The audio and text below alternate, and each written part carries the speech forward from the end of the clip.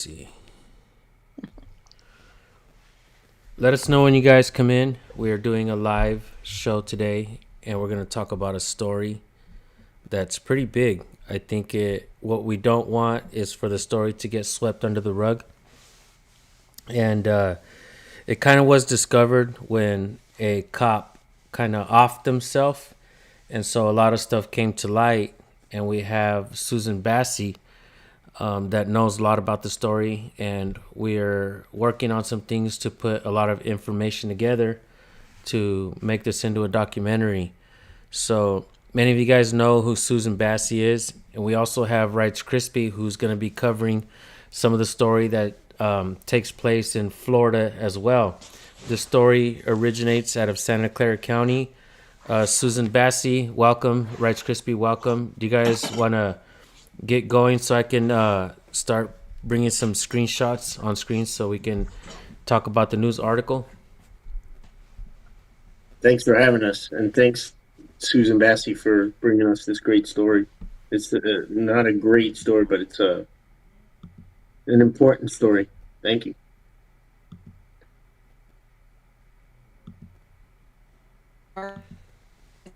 You guys are freezing up on me. I think can't hear. Susan is. You're coming in choppy too. Am I coming in choppy as well? No. All of a sudden, huh? It was working just fine. Well, for you guys, it's been choppy for me the whole time. Oh, really? Yeah, but I can hear you okay. It's just kind of blurry, and sometimes you cut out.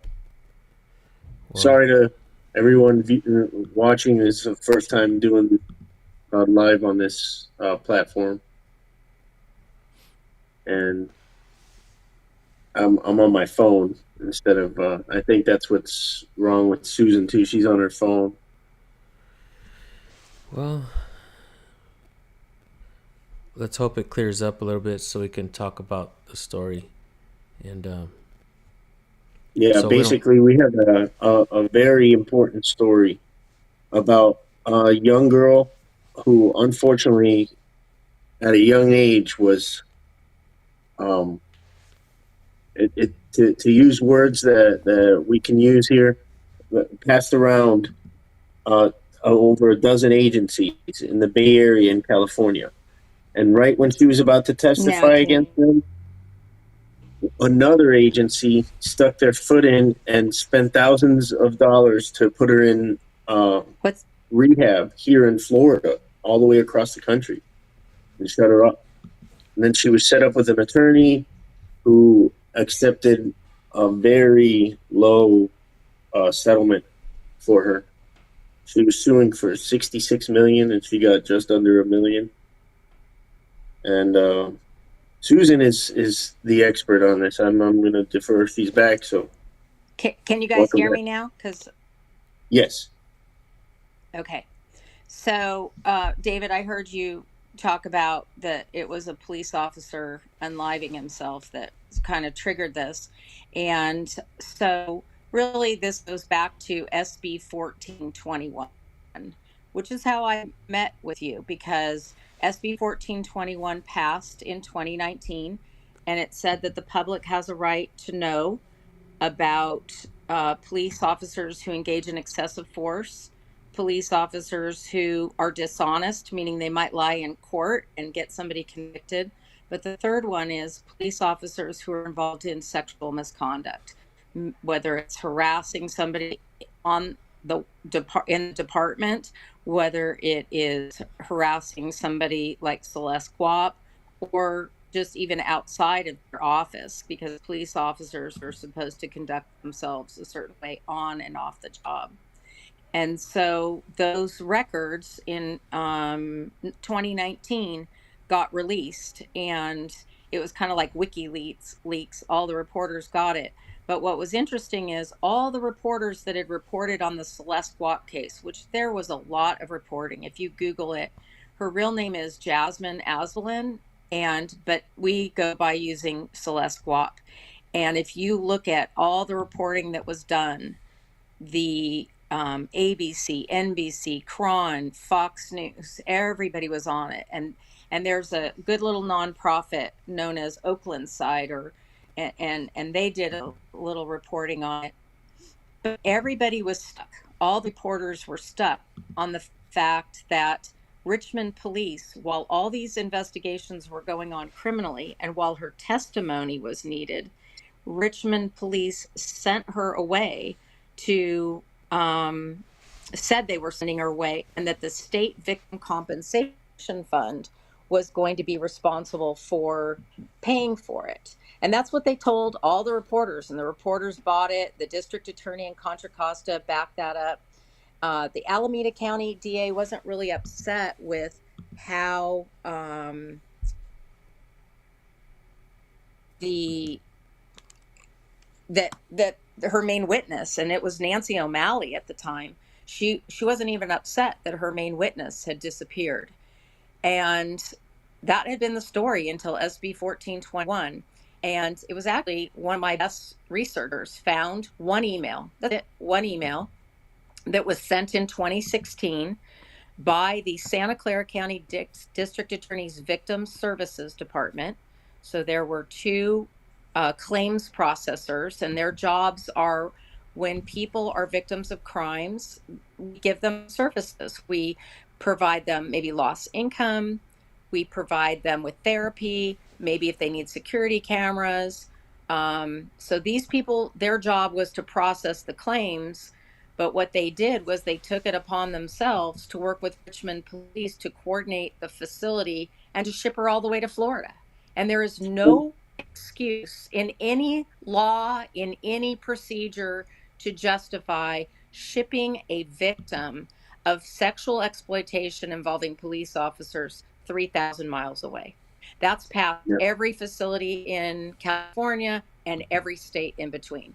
And the district attorney's office, Finn, you were talking about that you knew that I'd sent you copies of the letters that my attorney sent to the county last week. They're going to sue the county in a taxpayer-based lawsuit for allowing the district attorney to use public funds to basically interfere with witness testimony, because that's what they did. There's a $1.6 million tab here. Is that what that was for? No, you're looking at the amount of money that is in that letter and in the article that we wrote in 2016, which was the first full year that the district attorney was in charge of victim services, because they moved it into his office in 2016. They got 1.3 million in federal funds to help crime victims. So it's really important when we're doing our reporting to look for how federal funding is being misused. There was also a lot of state and local funding misused, but she didn't live in our county, so she wasn't a victim from our county. There were no police officers involved in our county, so there was absolutely no reason. And in my opinion, the only reason was the political protection of District Attorney Jeff Rosen, and he had his little minions in the Victim Services Office do this. There's absolutely no legal justification to move that woman 3,000 miles away. And the worst part was, when they moved her there, she immediately got arrested. And it's almost as if they knew that was going to happen. And they claimed that she was going for rehab, and that she had a sex addiction, and that she had a drug problem. Well, who was making that determination? Victim services employees. They're not therapists. They're not counselors. They just process claims. And Casey Halcone was the main person who was managing that office. And since then, her income, I put it in the article, but her income has increased over 250,000. She's gotten on more committees, and she's now a deputy county executive. So this is a little person who was working for a nonprofit, processing claims for victims, sitting on political counties, who helped the district attorney, who helped all these police officers. And those police officers will never be charged or properly investigated. That's all gone. So now we shift our attention to the district attorneys that are taking these victim services offices in to their departments, misusing funds, not serving crime victims, because we can all agree that if you are a victim of a crime, whether you are stabbed, whether you are sexually exploited, whatever it is, child abuse, whatever, that our society should do something to help you get through, get back on your feet, recover emotionally, financially. And the fact that the district attorney was looting the victim services fund for his own political gain, in my opinion, makes him the most corrupt politician, and everyone around him who knew. And what's been most disappointing is the county attorneys have said, oh, well, she just has one email. Well, sometimes that's all you need is one email to expose. And that's what we did. We exposed the cover up. Mainstream media is standing by their reporting. Uh, we're going to see what so when we talk about, we're going to continue to investigate this and report on it, and prepare the materials for a documentary, because documentary films are based on investigative reporting and facts and that kind of thing. And so we're going to do that. But at the same time, we're not is over and done like you see in most documentaries. We're reporting on holding this district attorney accountable. And I will tell you that it is my commitment that this district attorney needs to be indicted, removed from office, and disbarred. And I'm going to keep reporting until that happens. They pretty much thought that this case was settled, sweep it under the rug, over and done with. And I think that's one of the problems with mainstream media. And that's why it's important that, folks try to work on these stories, dig them back up, and bring them back to light. Because I gotta say, I never heard of this story before this. This is big. Almost $1 million lawsuit settlement, and it's just all these cops are still working. The district attorney is still there, and it's massive. Who's to say it doesn't happen again, right? Yep. This was over a dozen agencies, not just a few cops. A dozen agencies. Right. And not including the one that shipped her across the country. They just, for no reason, Santa Clara County, for no reason other than Blue Line Gang, decided to hide a witness. She didn't check into rehab right when she was wanting to testify against them. But they say that she checked into rehab instead of testifying against all those agencies, and they just shipped her off on their dime, on your dime, as a Santa Clara. On our dime. And what we need to remember is we are talking elected officials. And I think the thing, and I'm going to play my female card on this one, because Jeff Rosen, at the time that his office was doing that, was prosecuting a young Stanford University swimmer by the name of Brock Turner.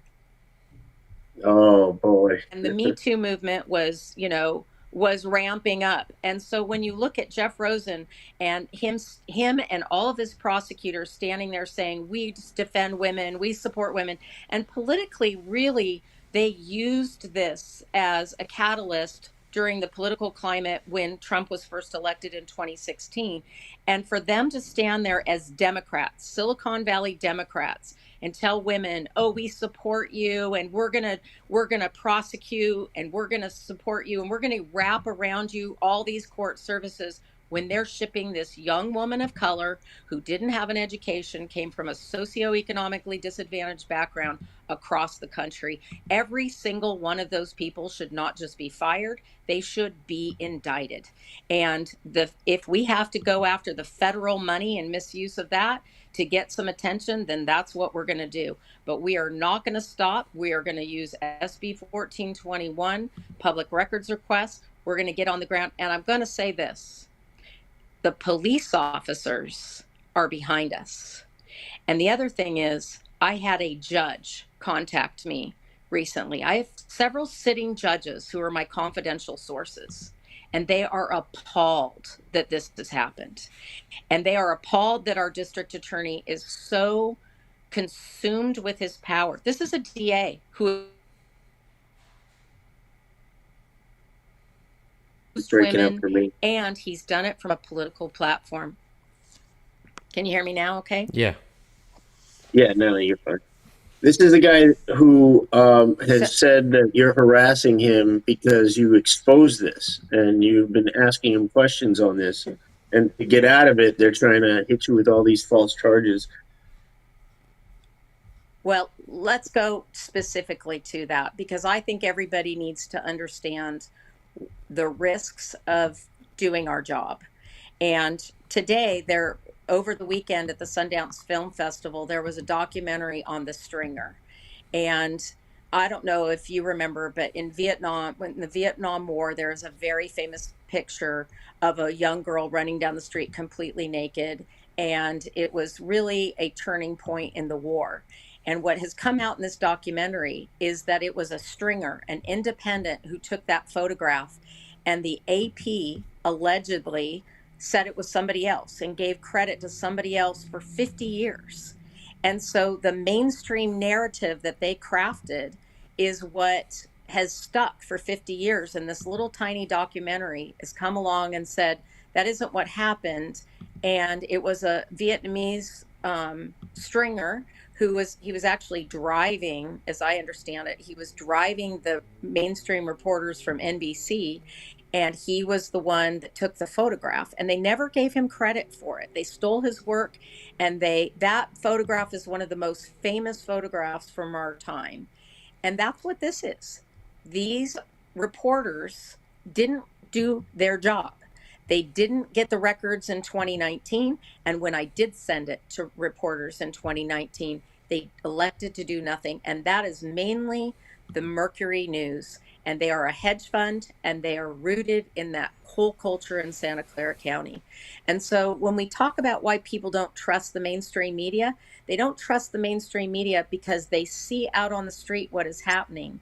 We're showing them what is happening on the streets, and it is the independents, the stringers, and these are the people, the citizen journalists, that are going to bring out this information.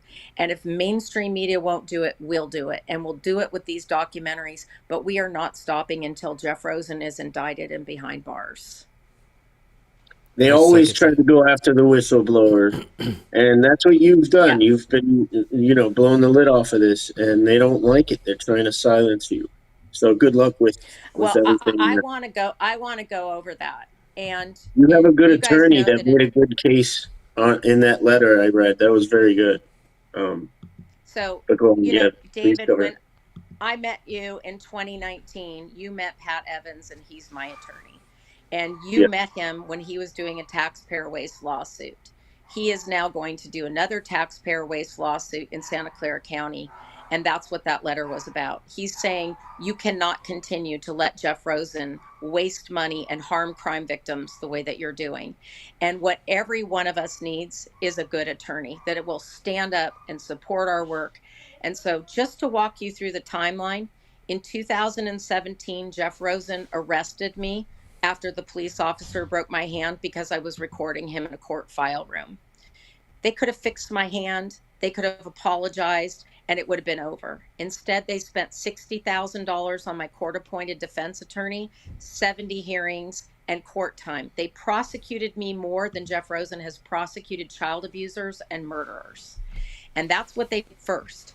And when the prosecution didn't shut me up and didn't stop my reporting, then Casey Halcone and a divorce attorney by the name of Nicole Ford, who both sit on the Domestic Violence Council meeting, got the restraining order.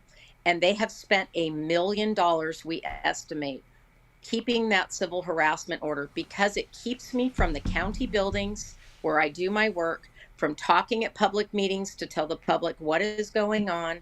And it stops me from going to the courts freely because all one of those two people need to do is show up, invoke the restraining order, and I have to leave. So it interferes with my reporting. And that Jeff Rosen literally provided a declaration while he was criminally prosecuting me saying I was very dangerous because I follow him that's what journalists do. We follow public officials at public buildings. And Jeff yeah. Rosen is a pussy. And that's even too nice to say because you know what? Women are tougher than Jeff Rosen. He is a whiny, corrupt politician. And what he has done to women is ending on my watch. I've been a resident here for 30 years.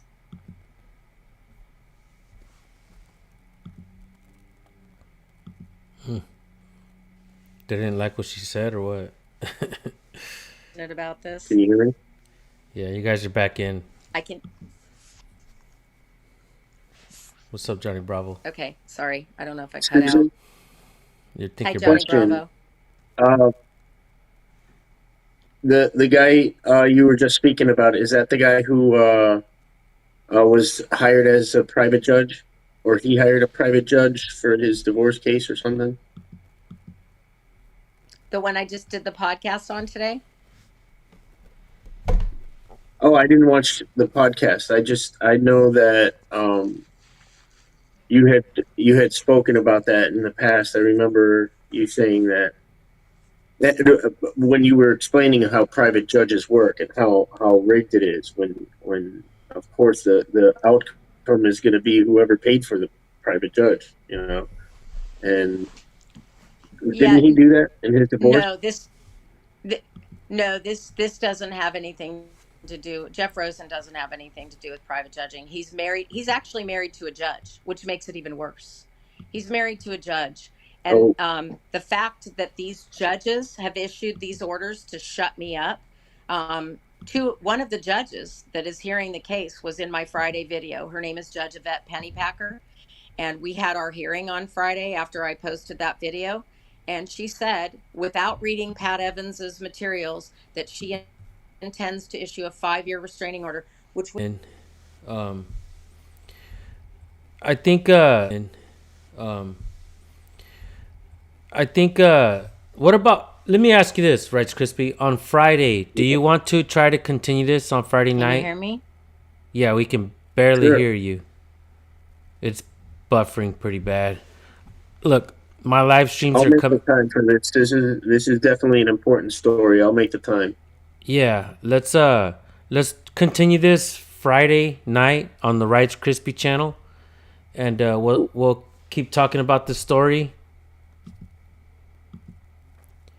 Susan, are you there? Yep. Can you Okay. hear me? Yeah, we're going to continue this Friday night.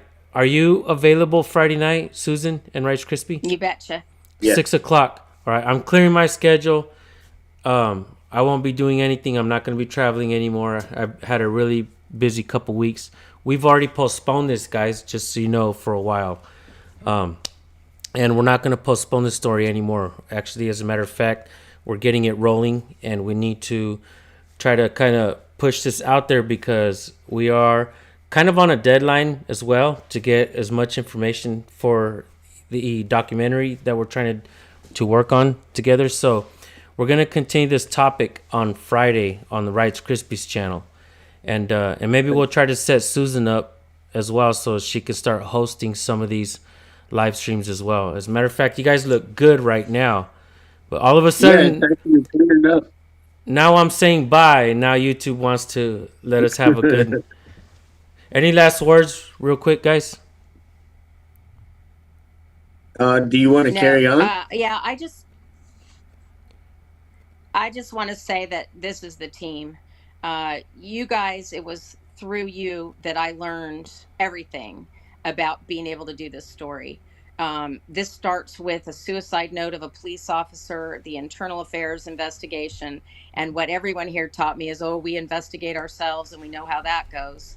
And everything you taught me. And David, I just want to say, from how you handle yourself on the street, although we need to work on your language still a little bit.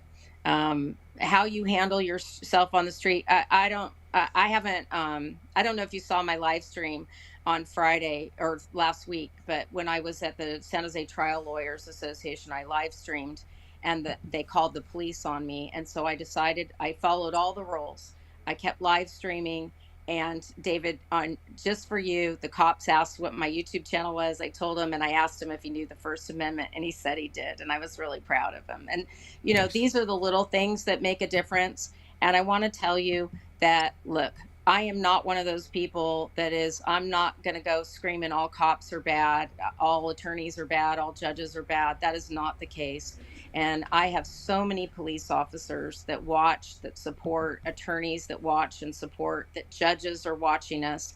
One judge just recently told me he really appreciated my on the ground reporting, that he has not seen that in a long time. And so I think the police officers, they have been putting up with us recording them and body cams and everything else for so long, that they really like the idea that we're going to turn our attention onto the lawyers and the politicians and the judges that are behind this, because the blue line may be there, but we're going back behind the blue line. And nobody really has ever done that. Mainstream stops there.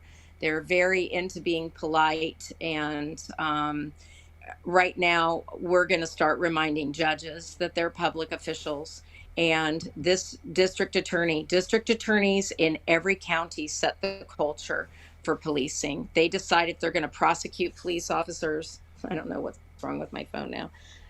But they decide if they're going to prosecute police officers or not. They decide how they're going to treat crime victims. They decide if they're going to prosecute public corruption. And really, watching police on the streets is important. But when I watch police on the streets, I'm watching for how they interact with me. Do they treat me with respect? And it's easier for them to treat a 60-year-old grandma with respect than it is to treat, you know, a guy that's might be cussing at them or, you know, provoking them a little bit. But we're going to remind them that no matter what, that's their job. Right, Yeah, Chris? that's why I think it's necessary sometimes for people to cuss at the cops. I conduct myself, I try to be cordial, but I've cussed at a couple cops a couple times, but just very I few think times. But I cussing, think that the people who do that need to have our support, because the cops need to I maintain their agree. bearing. I agree. Maintain your I bearing, do agree. your It's job just correctly, no matter what this person does. The only power they have is your reaction. and when people cuss at the police, it's just not my style. It's not what I'm going to do because I'm doing But other things. But when we cuss at police officers, what I always watch for is the reaction, because it should be just like a judge. If you were to cuss at a judge, if you watched my video from Friday, I don't know why this phone is moving so much, but if you watched my video from Friday, I was talking to two judges on the street, and I was chasing them down the street. I went 2 blocks down the street and I was asking them questions like every reporter does to every politician. Judges are politicians. Judge Emity,